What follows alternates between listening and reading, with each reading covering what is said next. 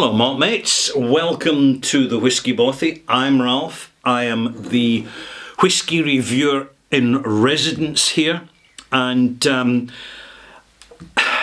I've been around whisky for a long time, and in my reviews I focus on the whisky I'm reviewing, but in the extras I kind of give a little bit more peripheral stuff, more useful stuff that anyone who wants to learn about whisky is going to find helpful.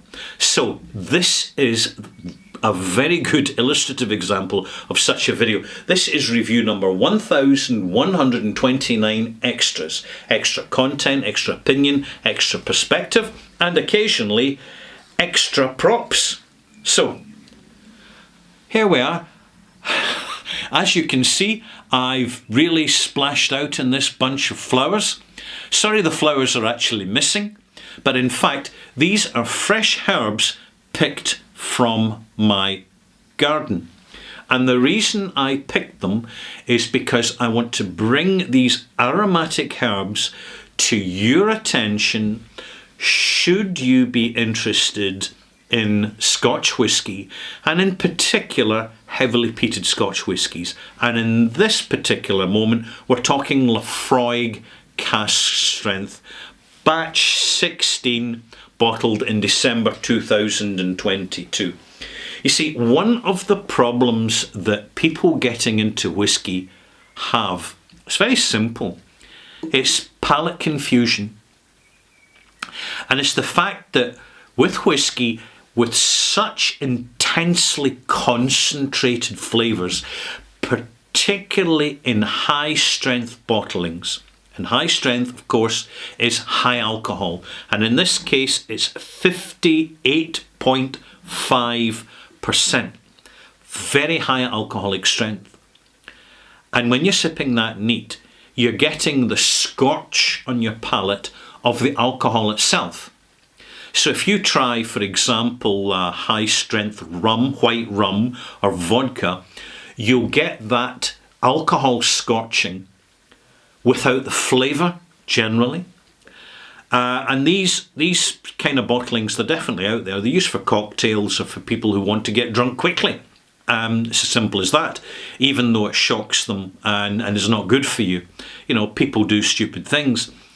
But when you've got high strength whisky, such is the concentration of flavour, you're not really immediately aware of the high strength of the alcohol and the fact that the ethanol, the alcohol, is carrying that flavour, chemically bonded, temporarily bonded within the alcohol until you pour a glass and then these flavours are released.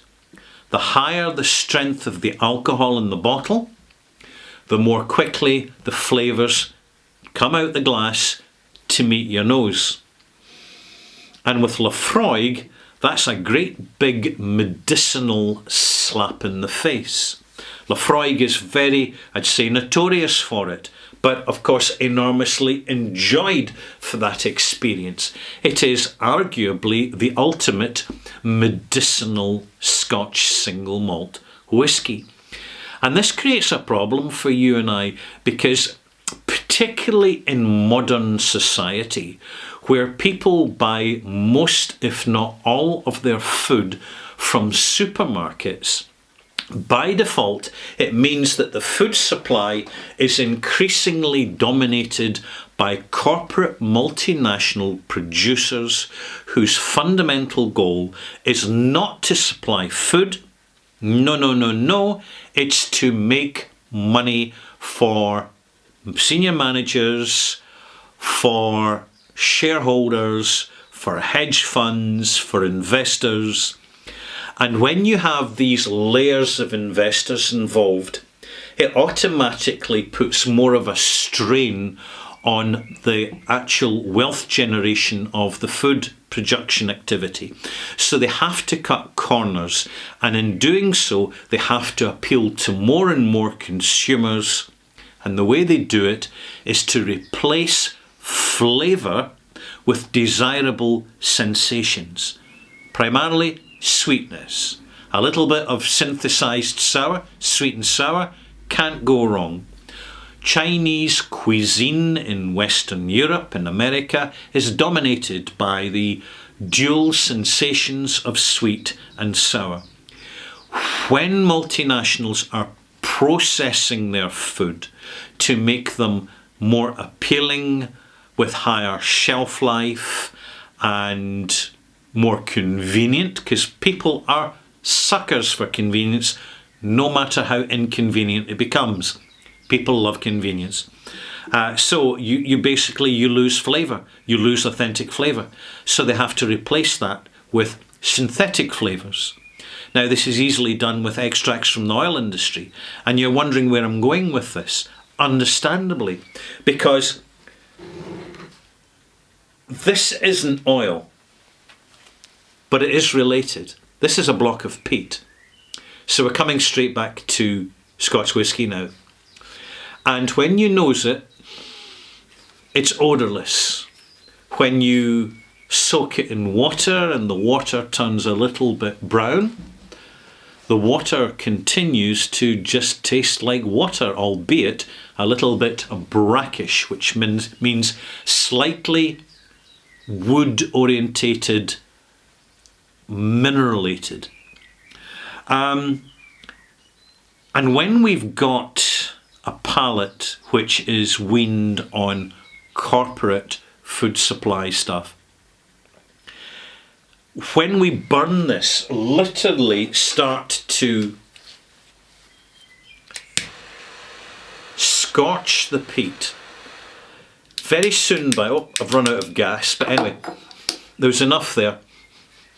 It's when you smell burning vegetation, that's when you start to understand what's going on in this bottle. By direct comparison. You don't find this in the food supply. You very rarely find these in the supermarket food supply.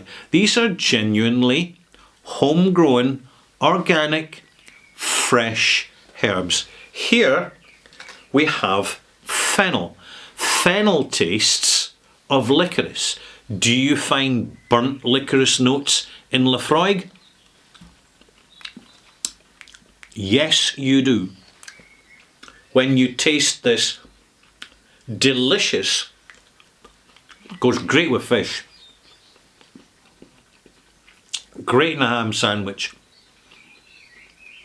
When you taste fennel and the licorice note, you've got that herbaceous licorice reference, which you'll then find in the Laphroaig once you tame it down a little bit with water. Something else you'll find is a little note of thyme. These fresh herbs, by the way, are wonderfully flavoursome and very good for you. When you taste thyme, it's aromatic, bitter, dry, and because you're developing your palate to get the most out of this, you'll get an affinity towards it. I assure you, once you get into whiskey, you'll start to crave more naturally presented fresh food, and you will turn your back on the banality and blandness of corporate products, like classic example, breakfast cereals, which taste of nothing but sugar. Here's another one. This is rosemary.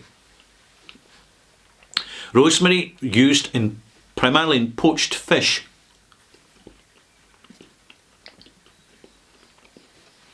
Dry, herbaceous, phenolic herbs. These herbs are phenolic. Here's another one. Green sage. A very powerful medicine, by the way. You know, when I go around my garden,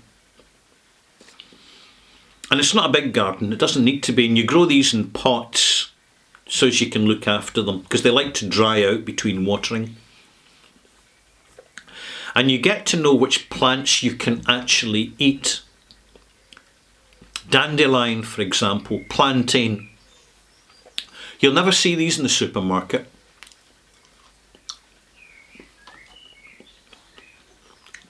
And you stop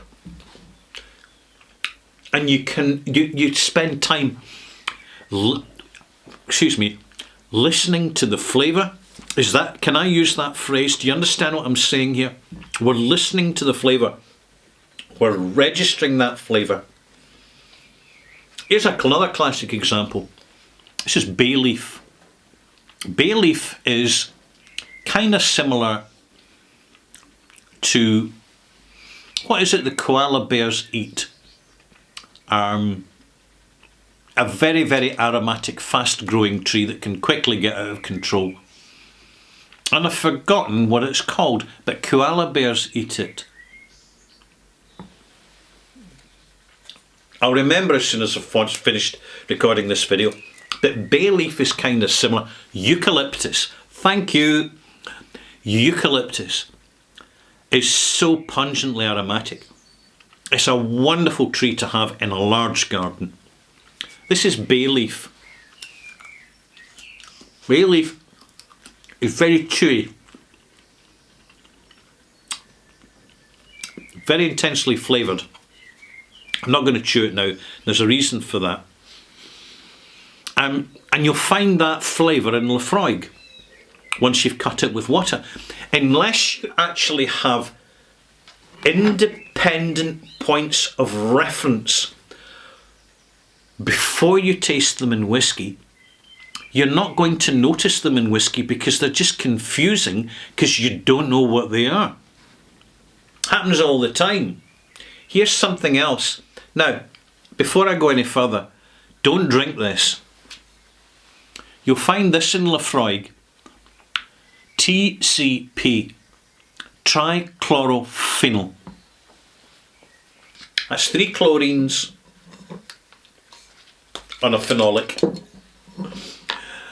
You can buy this in the chemist shop, drugstore, herbal place. Smell it. Yeah, Laphroaig. Do not drink this. Do not drink this. Keep this in your medicine cabinet for when you get a little infection in your cuts, and it will clean it out. And if you don't have trichlorophenol, put a wee splash of Laphroaig on the cut and the alcohol will start to sterilise it.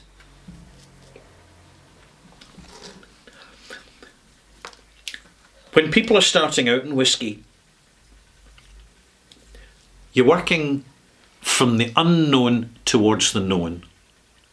And when you have an unknown experience suddenly, it's a bit off-putting because it shocks your palate, confuses your palate, and you're saying, I don't know whether I like this or hate this. It's different. It's odd. In a world of banality and blandness from corporations, here we've got something which is unapologetically distinctive and unforgettable. Simply unforgettable.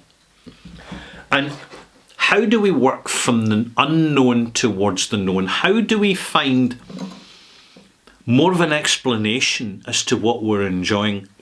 And the simple answer is we go into the world around us and we start to smell things which we forget to smell, and taste things and smell things, but primarily with herbs, taste them, which we're not encouraged to do.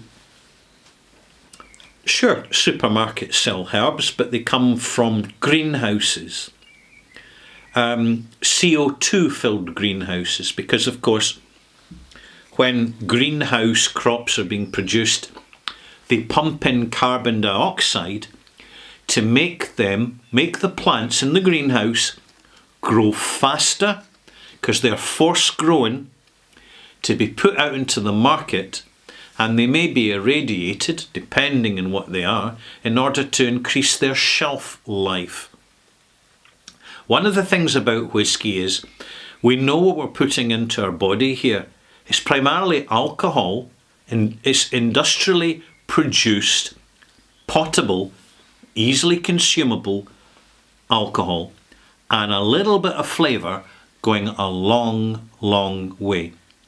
I would say that considering all the risks that we take in consumables that we buy, from deodorants, air fresheners, and foodstuffs, absolutely loaded up with artificial chemicals, which may or may not be leading to serious health consequences over the longer term, I would say that a bottle of whisky is in fact fairly benign and fairly innocent, so long as we do not get addicted to the alcohol itself.